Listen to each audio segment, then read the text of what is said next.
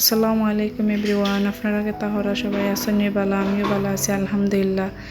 প্রতিদিনের মতো আজকেও একটা ব্লগ নিয়ে আপনার লগে শেয়ার করলাম। আজকেও সারাদিন কিতা কিতা করলাম কই আপনার লগে শেয়ার করি, একটু ভালোও লাগবে।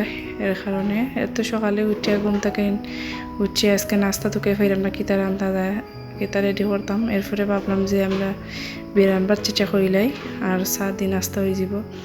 এরপরে বাচ্চারা আমার ছোটো ছেলে তাই না একটু অসুস্থ, তাই একটু অ্যালার্জি সমস্যা হয়েছে, তাই লই একটু ডাক্তারের দিকে গেলাম হসপিটালের দিকে। কারণ বাইনেরও ওখান হুট করে দেখা যায় দুই একটা পরে বাক্কা অ্যালার্জি সমস্যা দেখা দিছে। ভাবলাম যে একটু হসপিটালে নিয়ে তাই দেখাইলে ভালো হইব। ও এখন স্যারে দেখাইছে, তাই খুব ভালো অ্যালার্জির লাগে। আমি ভাবলাম, কারণ এর আগেও আমার বড়ো ছেলেরা তাইলে দেখাইছিলাম, কারণ ভালোও আমি ফল পাইছি বা কমছে। এরপরে আমার মেয়েরে তুইয়া গেছিলাম গরো বাসার মাঝে দৌকা তাইন ফাই তাইনের সকল তার সংসারের সরঞ্জাম লইয়া তাইন খেলাত বইছে একলা একলা খিতা কর্তা বা স্কুলও।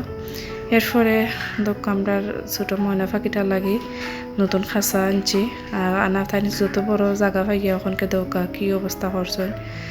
আর একটা পিঞ্জিরাত আসলা আগে। আর এরপরে মাছ লইলো, এখন এই মাছ খাটিয়ে দইয়া খাটিয়ে বাক্কা সময় লাগি যায়, আমার লেট লাগে। কিছু করা নাই, করা তো লাগবো।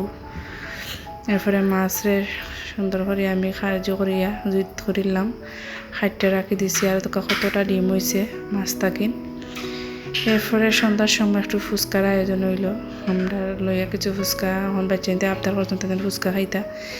এরপরে তাদের আব্বু আনছেন, এরপরে তাই রেডি করে দিলাম, কারণ তাই জুইত হইতা না, জুইত করে দেওয়া লাগবো। কারণ তাই করে কেউ করে সিরা দিয়ে হইতা, কেউ করে আলু চাটনি কম দিতাম, ও হইতে তাই আমি জুইত করে দিলে। এরপরে সন্ধ্যার বাদে একটা খাটলোর বিচি লইয়া বইলাম।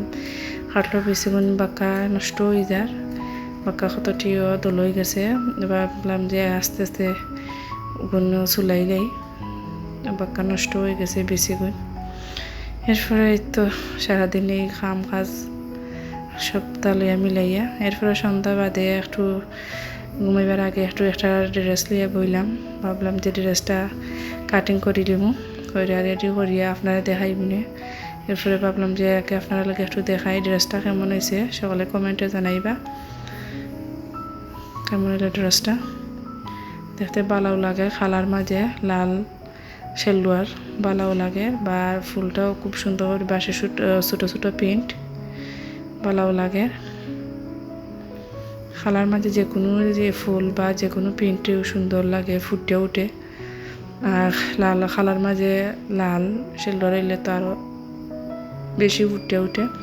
আর আজকে ভিডিও এই পর্যন্ত, সকল ভালো থাকবেন, আল্লাহ হাফিজ।